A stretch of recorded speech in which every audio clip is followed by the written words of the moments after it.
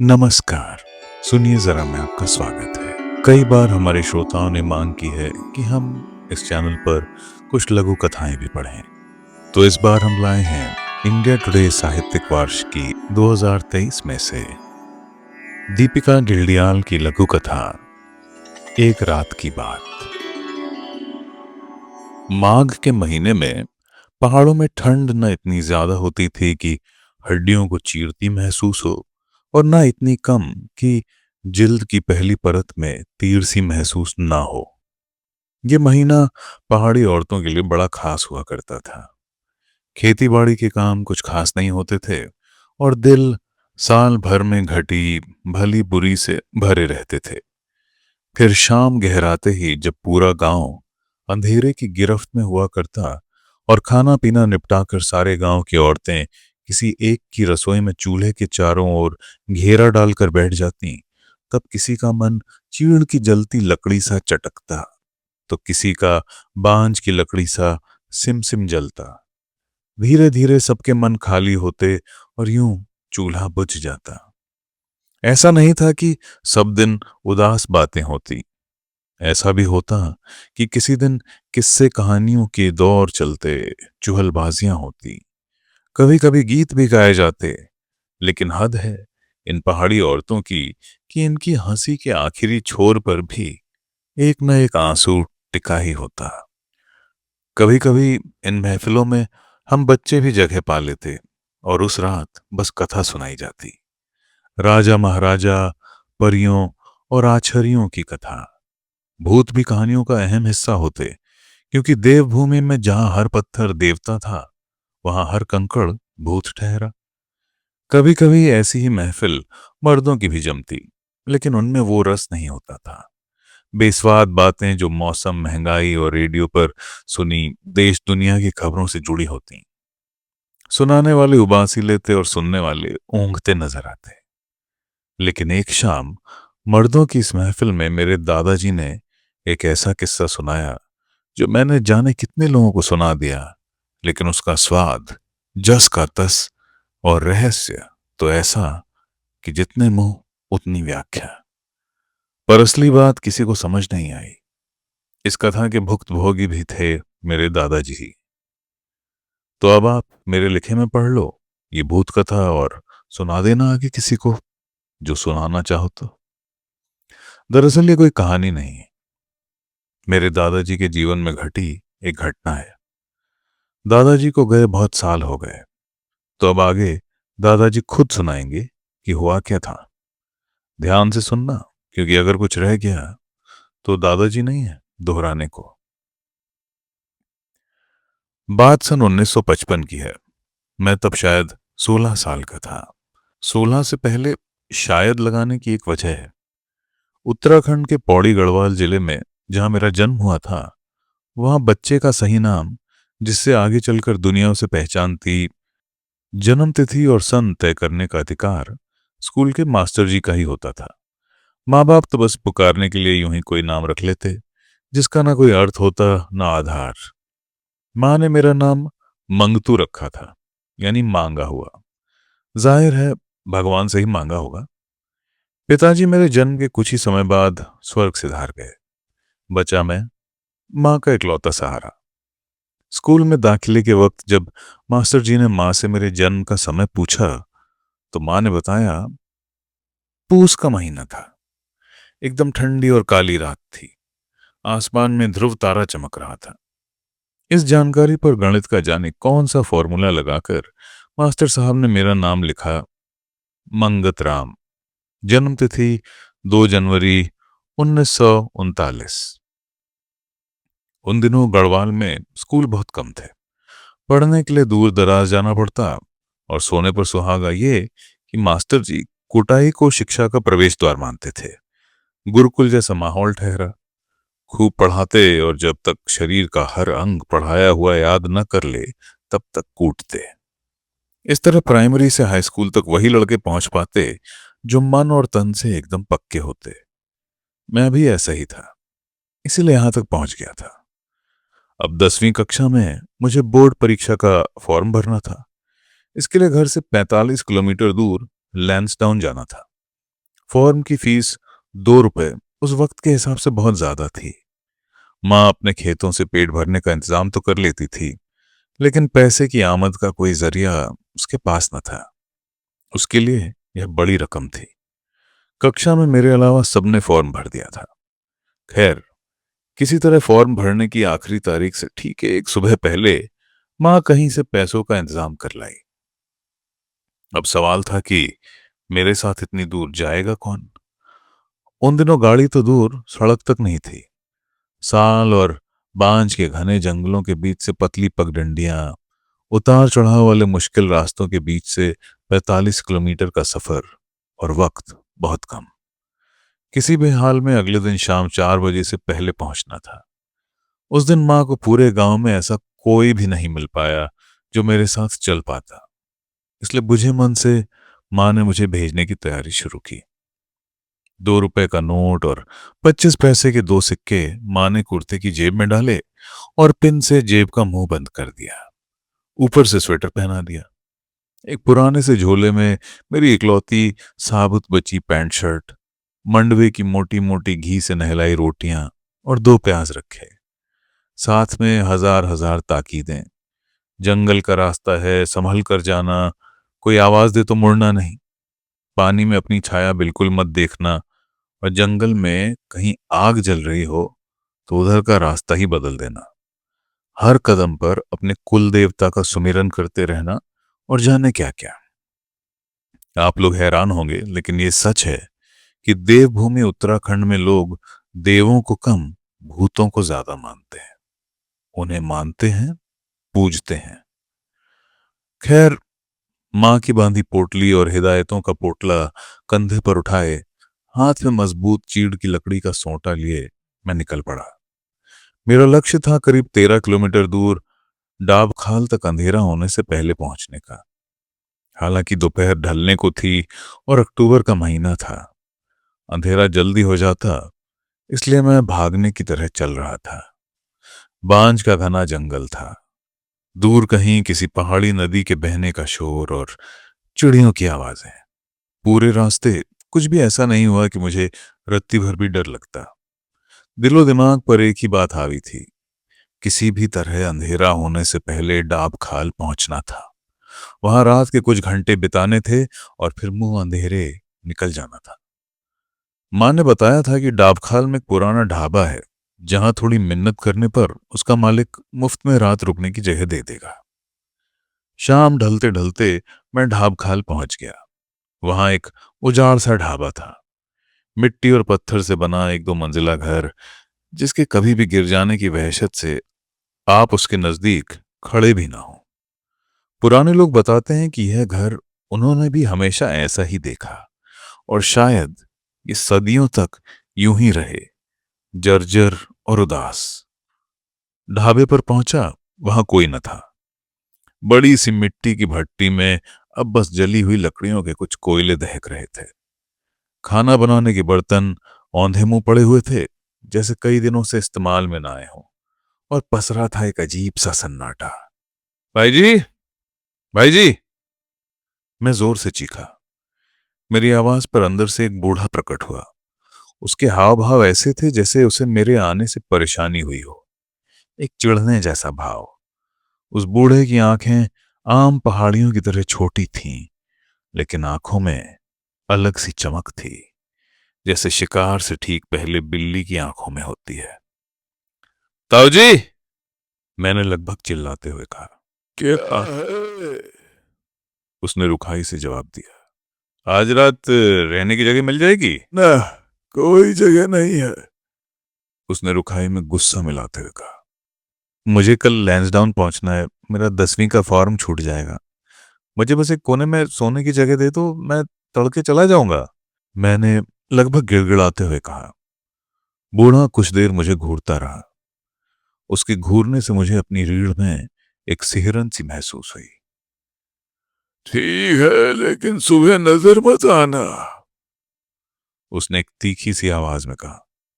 जी जी, मैं आपके जागने से पहले ही निकल जाऊंगा, मैंने उसे आश्वस्त किया। 2 मंजिले पर एक छोटे से कमरे में रुक जाने को उसने मुझे कहा था। मैं जर्जर सीढ़ियों से ऊपर गया और कमरे का दरवाजा खोला। कमरे में घुप अंधेरा था। अंदर पैर रखने की हिम्मत भी नहीं हो रही थी और नीचे जाकर बूढ़े से कुछ पूछने का हौसला भी नहीं था। मैंने मन ही मन अपने इष्ट देव का स्मरण किया और अंधेरे में टटोलता हुआ आगे बढ़ गया। अचानक मेरा हाथ किसी चीज से टकराया। ये किसी इंसानी जिस्म का कोई हिस्सा था। मैं डर गया, लेकिन फिर मैंने सोचा कि हो सकता है मेरी तरह कोई मुसाफिर यहां पहले से ठहरा हो। मैंने दोबारा अंधेरे में हाथ बढ़ाया तो मेरा हाथ उसी शरीर से लगा। मैंने अंदाजा लगाया कि कोई चारपाई पर लेटा है और मेरा हाथ उसके पैर से टकराया है। "म- भाई जी, भाई जी!" पुकारते हुए मैंने उस शरीर को हिलाया और अचानक मुझे कमरे से किसी जानवर के गुर्राने जैसी आवाज आई। डर के मारे मेरा पूरा शरीर थर्रा गया। मैं पलटा और सीधे दरवाजे की तरफ भागा। मेरे पैरों में जैसे कई किलो का बोझ बंध गया था। उठते ही ना थे। किसी तरह नीचे पहुंचा और जोर से दरवाजा पीटने लगा। मुझे पूरा यकीन था कि ऊपर बाघ है और अब वह मेरे पीछे आएगा। बहुत देर दरवाजा पीटने चिल्लाने के बाद दरवाजा खुला। वही बूढ़ा सामने था। मैं डर और घबराहट में लगभग उससे चिपट गया। "ऊ- ऊ- ऊपर बाघ है!" मैंने हकलाते हुए कहा।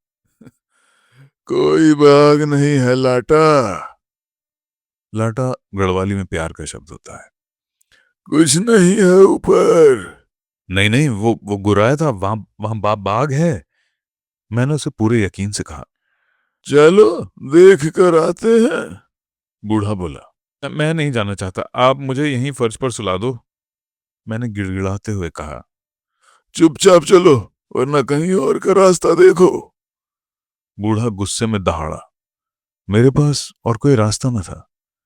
मुझे रात बिताने के लिए छत चाहिए थी। चारों ओर बियाबान था। सिर्फ यही एक जगह थी जहां मैं सो सकता था। बूढ़े ने एक फौजी टॉर्च निकाली और सीढ़ियों की तरफ बढ़ा। मैं उसके बिल्कुल पीछे। मैंने सोचा यदि बाघ आए तो पहले इस पर झपटे, तब तक मैं भाग सकता हूं। बूढ़ा दरवाजे से अंदर घुस गया। दरवाजा जिसे मैं खुला छोड़कर भाग आया था। मैं बूढ़े के ठीक पीछे था और मेरे कान इस वक्त सुई के गिरने की आवाज भी सुन सकते थे। इतना चौकन्ना था मैं। बूढ़े ने पूरे कमरे को टॉर्च की रोशनी में देखा। चारपाई के नीचे, दरवाजे के पीछे कहीं कुछ नहीं था। खिड़की की जाली भी सलामत थी। कुल मिलाकर वहां कुछ भी नहीं था। "अब बोलो, क्यों बेकार में मेरी नींद खराब की है?" बूढ़ा मुझ पर जोर से चिल्लाया। "तुम बेकार के छौंक रहे, चुपचाप सो जाओ और खबरदार जो मुझे तंग किया।" बूढ़ा पलटा, दरवाजे से बाहर निकला और जोर से दरवाजा बंद करके बाहर से कुंडी लगा गया। अब जो मेरी हालत थी उसका बयान बहुत मुश्किल है। घुप अंधेरा और मन में अंदेशा कि यहां कुछ तो था। मैंने किसी तरह मन को काबू में लाने की कोशिश की। टटोलते हुए चारपाई तक पहुंचा और मेरा हाथ फिर उसी पैर से टकराया। फिर वही गुर्राहट आई। अब मैं एकदम सुन्न था। मेरी धड़कनों की आवाज इतनी तेज थी मानो दिल की इस जद से बाहर आना चाहती हो। समझ ही नहीं पा रहा था कि यहां चल क्या रहा था। अचानक मेरे कानों ने चारपाई के चर्राने की आवाज सुनी और उस घुप अंधेरे में दो आंखें मेरी ओर चमकी। उस मंजर में भी मुझे पता नहीं क्यों उन आंखों में नीचे वाले बूढ़े की आंखें नजर आईं। जाने किस ताकत ने मुझे उठने की हिम्मत दी और मैं दरवाजे की तरफ भागा। जैसे ही मैंने दरवाजे को बाहर धकेला, दरवाजा एकदम से खुल गया। मुझे याद नहीं, मैं एक बार में 2 या 3 सीढ़ियां उतरा और नीचे सड़क पर पहुंच गया। अब मेरे चारों ओर घना जंगल था, अंधेरा था। समय का अंदाजा लगाने को मेरे पास घड़ी भी न थी। मेरा झोला, जिसमें माँ की दी हुई रोटियां थीं, वहीं उस कमरे में छूट गई थीं। मैं अंदाजे से लैंसडाउन की तरफ भागने लगा। मेरे पैर कांप रहे थे। मेरा शरीर जैसे हवा में लहरा रहा था और मुझे कुछ सुध नहीं थी कि मैं कहां जा रहा हूं। मैंने सुबह के नाश्ते के बाद कुछ भी नहीं खाया था। सोचा था खाने बैठा तो देर हो जाएगी, एक बार रात रुकने का जुगाड़ हो जाए तो आराम से खाऊंगा। अब मुझे बहुत भूख भी लगाई थी। अचानक से माँ की बहुत याद आने लगी। मेरे गालों पर गर्म गर्म आंसू लुढ़क रहे थे। प्यास से गला सूख रहा था और मैं अंधेरे में बस चला जा रहा था। दूर कहीं जंगल के भीतर से सियारों के रोने की आवाजें आ रही थीं। मैं जितना आगे बढ़ता, आवाजें उतनी ही तेज सुनाई देती। कभी मेरे दाईं ओर झाड़ियों में कोई सरसराहट सुनाई देती। मैं चौकन्ना होता और बाईं तरफ चलने लगता। तो अचानक बाईं ओर से धप से किसी भारी चीज के गिरने की आवाज आती। मैं अपने हवासों पर काबू पाने की कोशिश ही कर रहा था कि मुझे पीछे से एक महीन आवाज में सुनाई दिया, मांगतू, ओ मांगतू। मैं मुड़ने ही वाला था कि मुझे माँ की कही बात याद आ गई।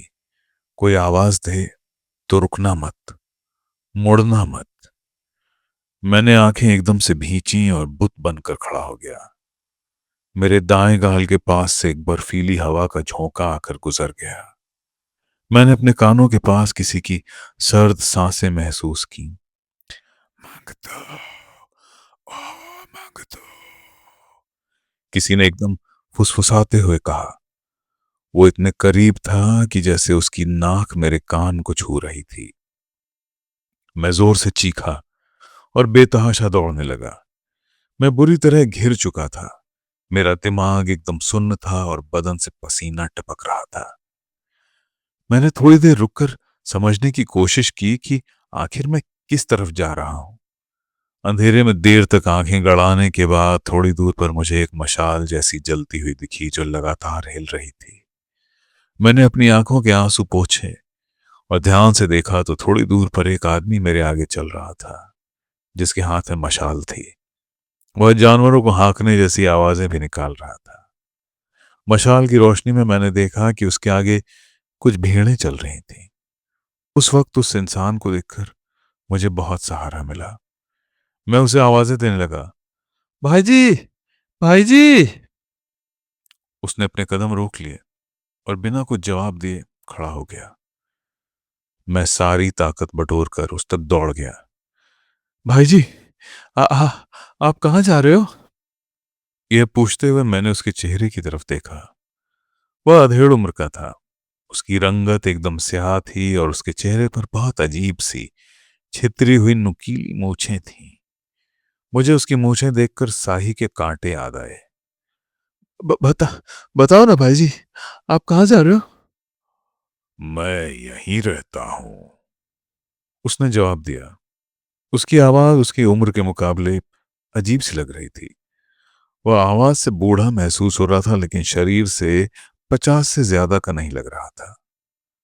मैंने सोचा सुबह होने वाली होगी, ये भेड़ें चराने जंगल जा रहा होगा।